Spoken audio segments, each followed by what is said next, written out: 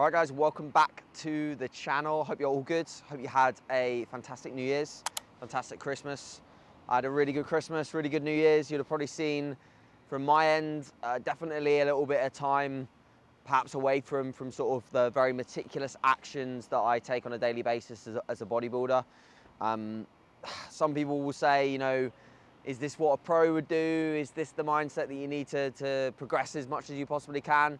And I think when you look at the trajectory of what I've got coming up ahead of me, which is a long stint in the off season, where this is the off season that needs to take me from a physique that can win a British title but not be competitive against some people at the world standard, or not be quite competitive at a pro level. I need to take that leap.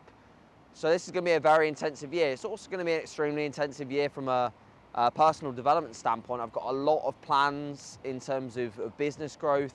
I've also got a massive amount of clients competing on stage this year. And I think the psychological aspect of taking that time away, went to Dubai. Yes, I still trained in Dubai and lived sort of the bodybuilder lifestyle, but again, that was a little bit of a break. And then New York for me was just a complete mental and physical break from the year that I had, and preparing me for what will be this year. And those memories as well, obviously creating those memories with Loz, my partner, they're priceless. And as a bodybuilder, it's so easy to just be in your normal day-to-day routine, come to the gym, eat your meals, maybe go to the cinema once or twice in a month. You know, it's so easy to just do that. And I love that, so I don't have a problem doing it. Loz loves that. She doesn't have a problem doing it. And I have nothing against the people that just live that lifestyle. But for me, to have the opportunity to go to these places, experience things, create memories, I know for sure our families love seeing us do that. So, and you know, tomorrow is never guaranteed kind of thing. That's a good mindset to have, especially in these kind of times. So yeah, that's just my slight rationale behind traveling, going off plan a little bit.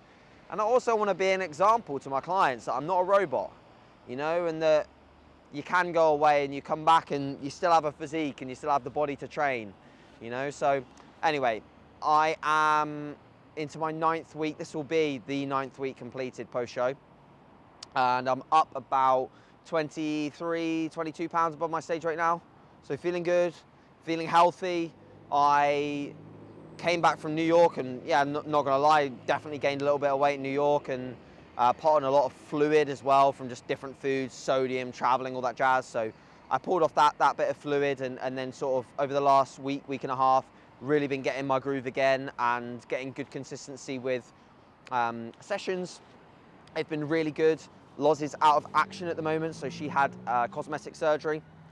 So she's out of action for a little bit, and she will be back probably in the next 6 weeks at full pelt, in the next 4 weeks at like a light intensity.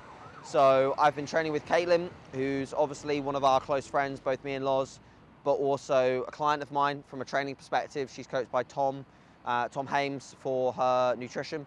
And yeah, we've been having some brilliant sessions at House of Gain, nice different environment, hardcore gym. We'll try and get some sessions filmed there. Sessions have been going very well, really progressive, feeling pretty strong. I've got a little bit of a way to go before I'm hitting all-time PBs, but it's closing in on some cool stuff. So I predict by March, I'll be doing stuff that I've never done before in the gym. And that comes at a recovery toll. I'm starting to feel it for sure. Like little niggles creeping in, body feeling a little bit more beaten up, things that you just don't feel in prep because you're just maintaining numbers for the most part, especially towards the end. So I'm getting massage work now on a weekly basis. Obviously, always my sleep routine, my nutrient timing, hydration, all of that stuff. When I'm in my normal home routine, it's just the same every day. It's nailed.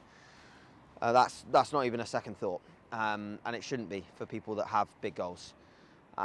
So yeah, today got a little bit of a different one for you. So we have been in for legs with Lewis, pull, and now in for arms.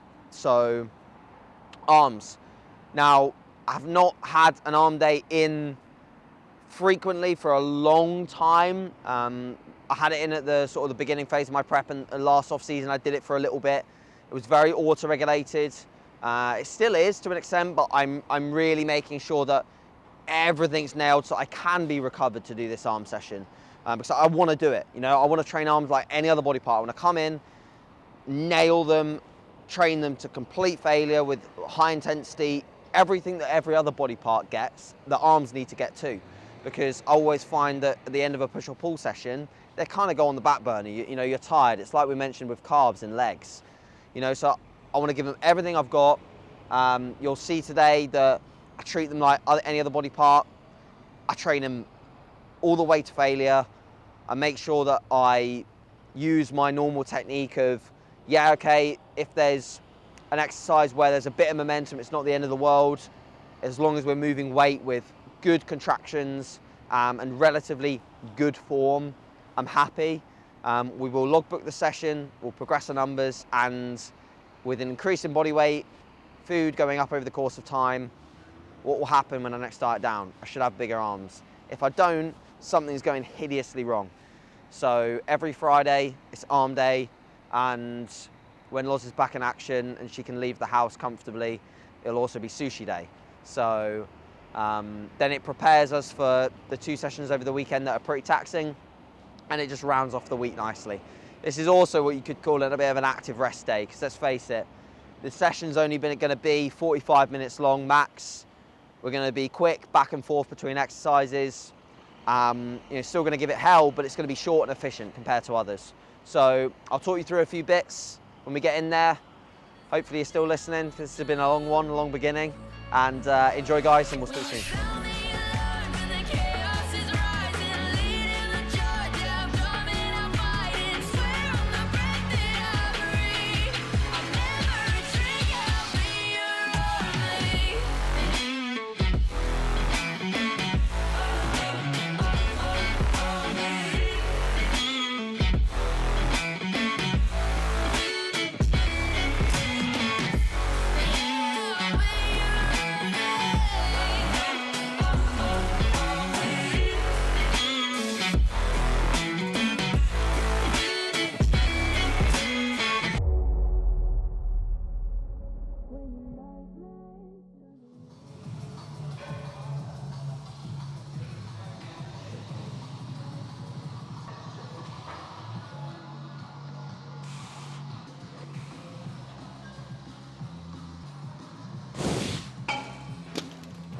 So first of all, I like to work with simple cable movements where we get pretty even resistance and we can just get plenty of blood into the area. So I just warm up by sort of sets of anywhere between 15, 20 push downs and curls.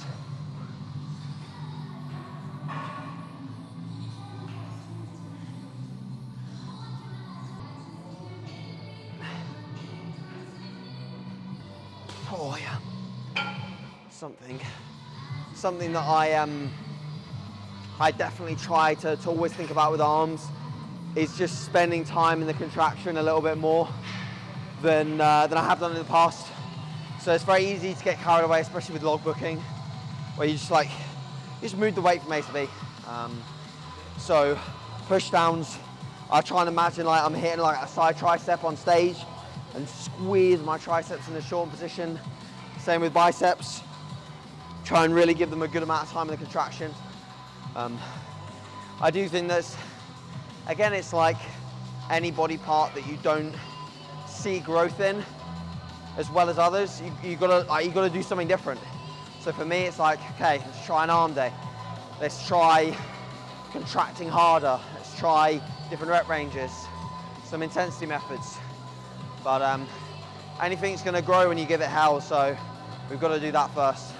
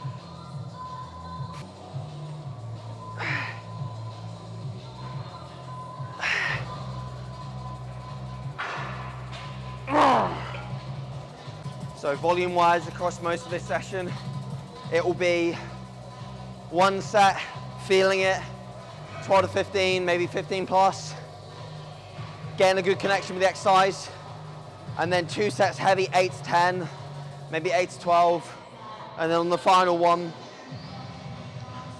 I'll probably do some form of intensity method like a drop. So this is the second, so we'll do probably a drop on this.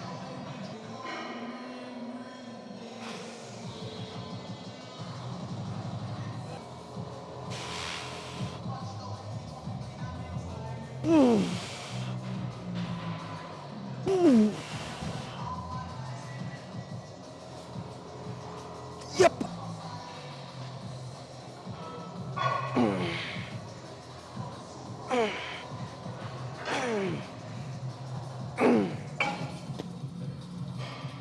Yep.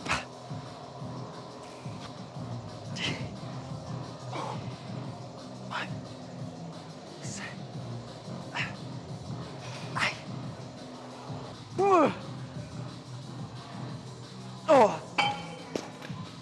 Oh God. Shit.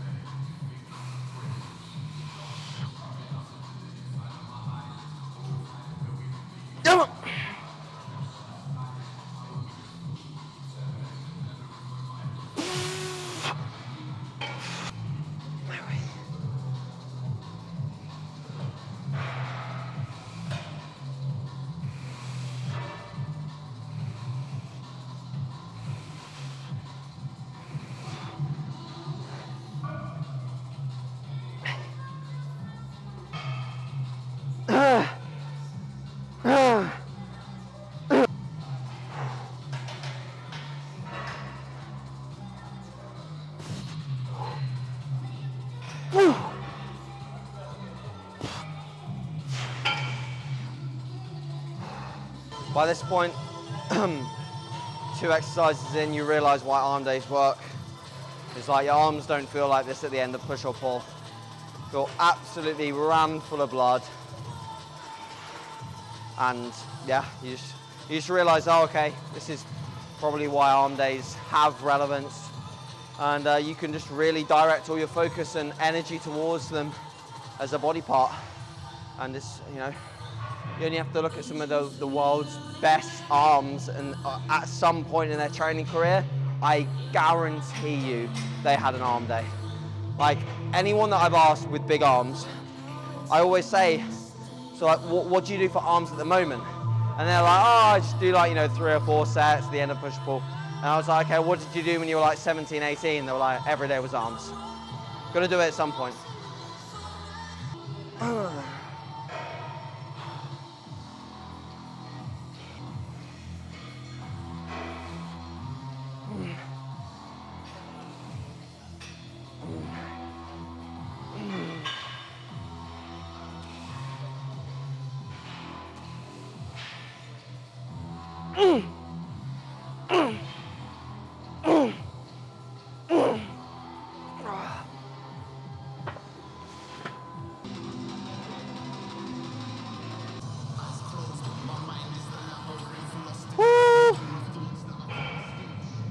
Okay.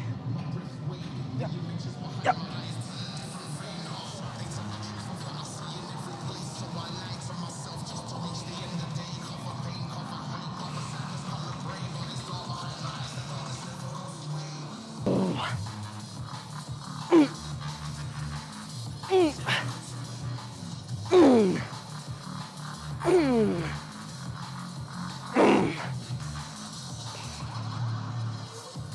Yes.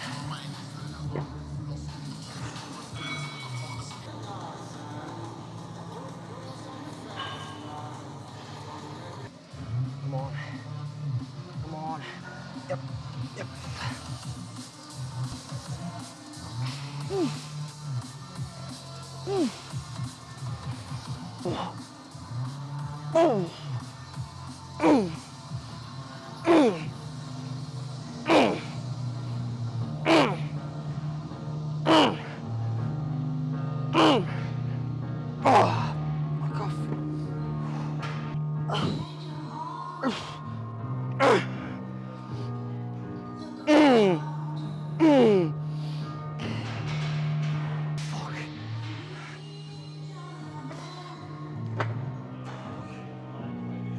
Ah.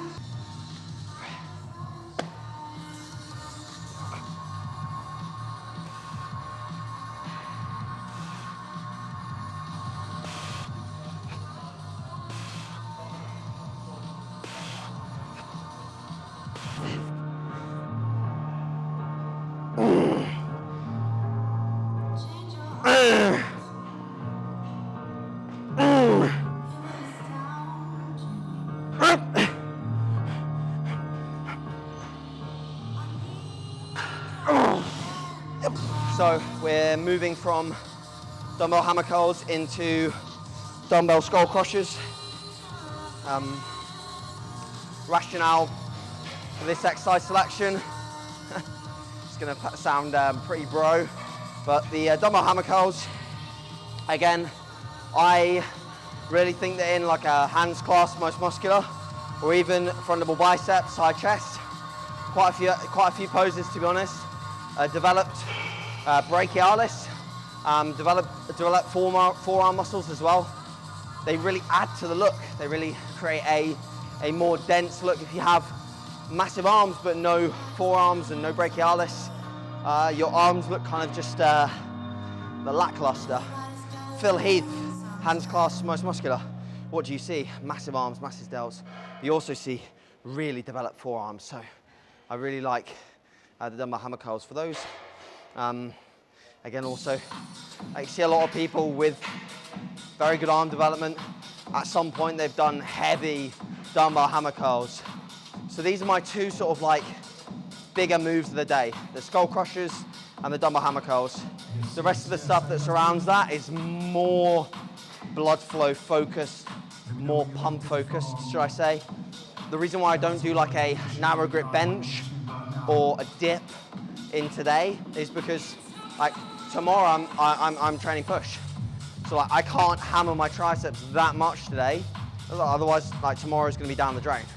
So this has got to be like quite strategic in order for this day to actually end up working. And so far so good. I have, and I must admit, because I'm an absolute idiot and you all know I am, I've done the dips and I've done the narrow grip presses in this day. And guess what? Push doesn't happen tomorrow, or at least it doesn't happen well, like your elbows hurt and everything else hurts. So I've just got to be a bit smart. Okay. Yep. Easy. Yeah. Right now it's called heartbeat.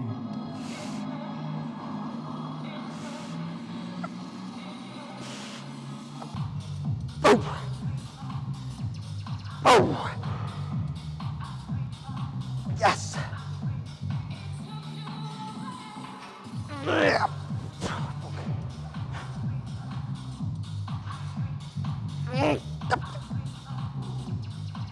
Yes.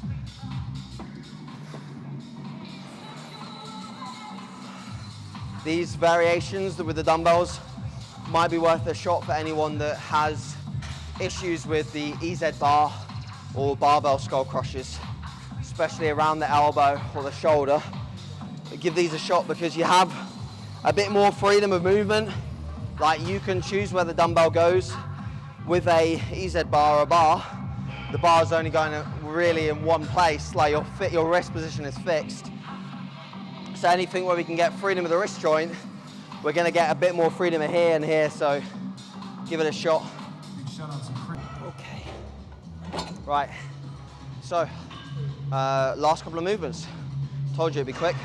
So single arm preacher on the hammer strength. I'm actually really getting on well with the hammer strength piece. I really like this. I never really tried it because I just thought, oh, okay, the prime's probably better. But I really get along well with this. Single arm.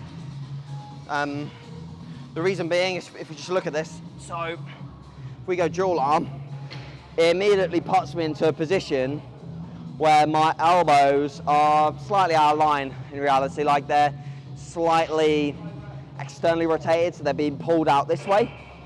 Whereas if we set it up single arm, I can lock that guy in, I can look at the pivot point, which is here on this machine, and we can see, like, okay, yeah, I'm aligned pretty well with that. I can stack my wrist joint exactly where I want it. I can get to work. I can just keep all of these things aligned a little bit better, and I can just shift around. That's perfect. So most preachers are going to be better off single arm.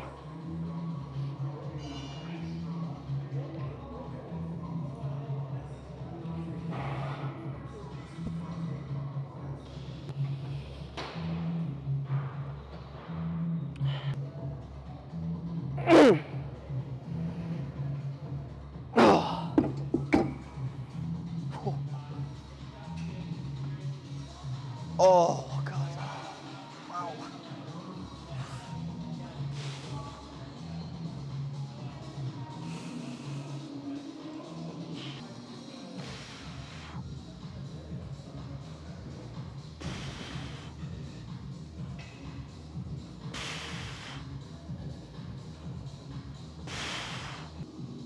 Yep.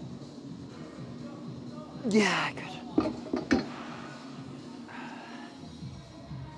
Whoa.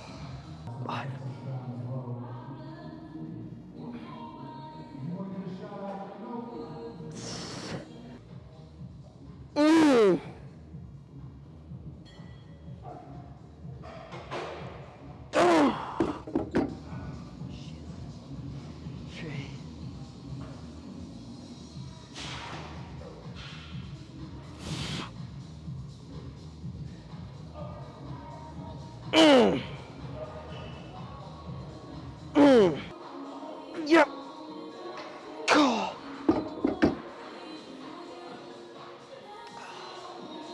Oh.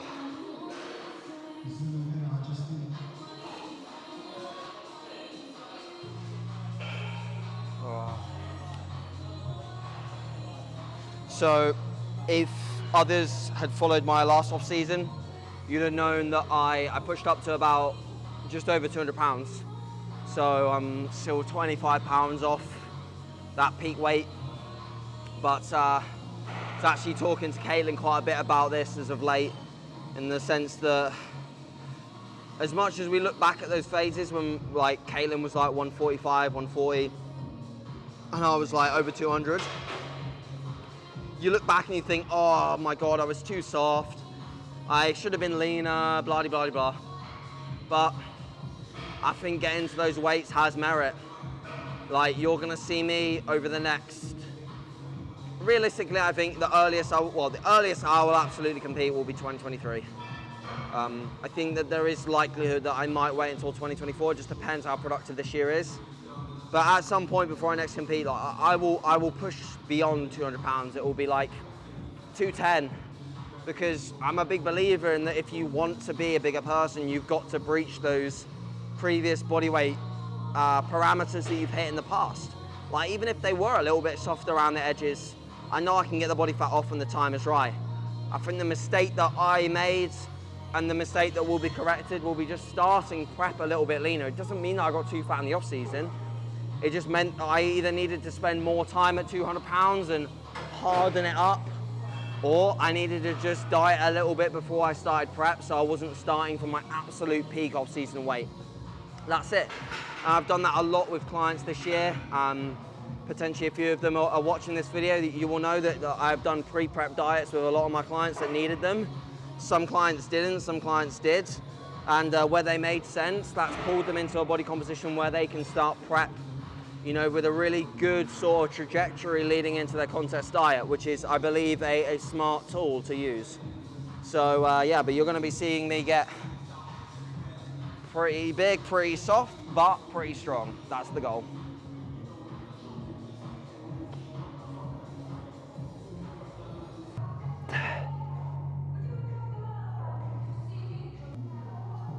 Ooh. Ooh.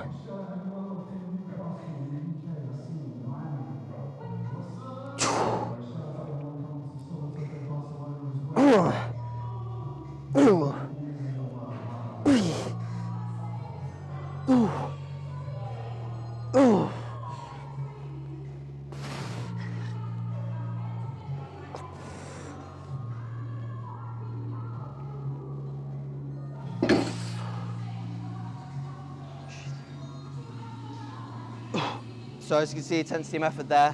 I'd usually get a training partner to do that. It looked probably very awkward on camera. But basically 5 partials, followed by what would be my training partner lifting me into the concentric, and then a forced, like a forced negative hold. How many of you, comment below, how many of you when you started training, like when you were like 16, 17, you trained with your mates, how many of you would do like bicep curls, and on the last few your mate would like drag the bar down and you'd like be trying to hold it and grimacing and shit like that? I loved that. That was great fun. And then everyone tells you that that creates too much fatigue, so you stop doing it.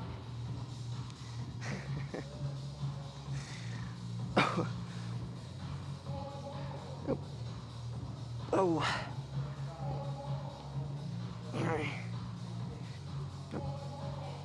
Oh.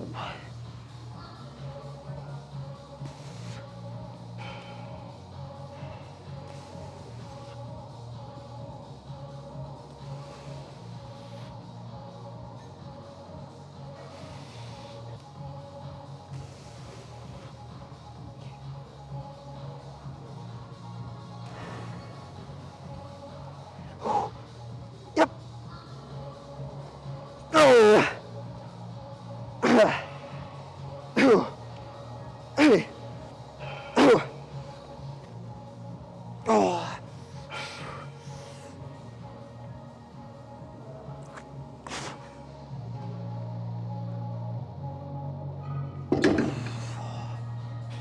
Oh. Oh. I think that needs some like CT Fletcher audio over it. What do you think? Demand you to grow. Don't do that. You're horrible.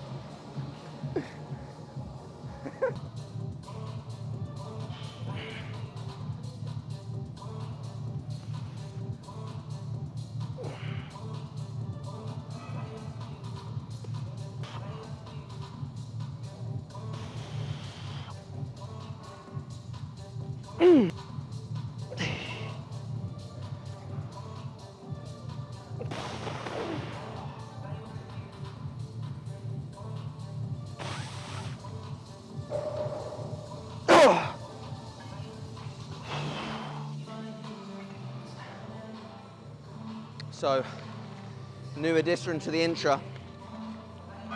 I blame Cuba's influence on this one. Maybe Meg's, I'm not sure who actually. I think there's definitely arguments in the household as to who comes up with these good ideas.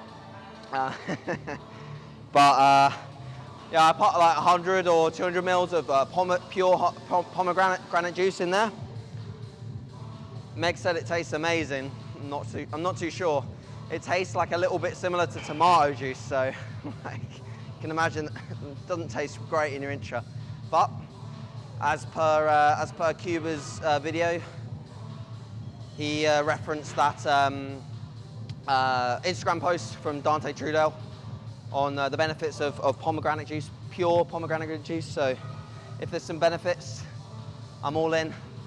I'll just miss the actual orange taste of my intra, and just in replacement for it will be like tomatoey.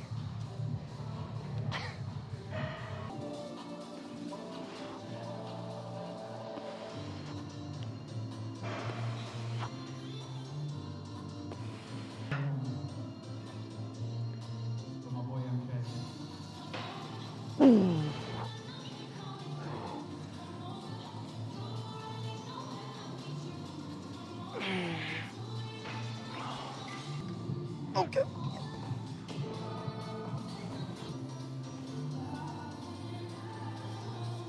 2, 3.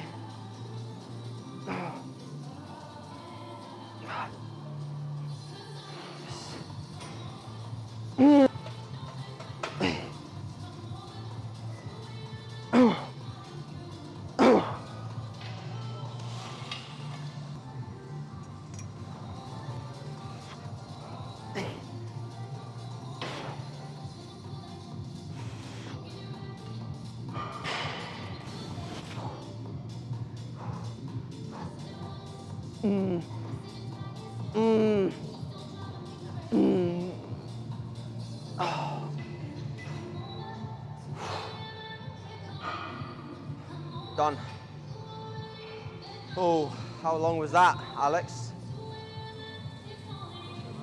45 minutes, about right. That's perfect. So like what I find is if I was to go on much longer than that, the pump would just fade, and inevitably I'd just be doing pretty much like just junk volume, if I'm honest. Just adding in sets for the sake of adding in sets rather than making them quality. So to sum that day up, we have 3 sets pretty much on the cable curl, supersetted with 3 sets on the tricep pushdown. Then we went across to the dumbbell hammer curl. Did 3 sets again, sort of a feeler set, and then 2 heavy sets, and with an intensifier. Dumbbell skull crusher, same thing. Preacher curl single arm, 3 sets, and that sort of like intensity method at the end, and then finishing off with a rope overhead extension. You'll see that I actually, on this day, I bias a lot more sort of long head tricep work, makes up the bulk of the tricep, and I do pretty much most of my short head work or push down variants on my push days. That's a wrap.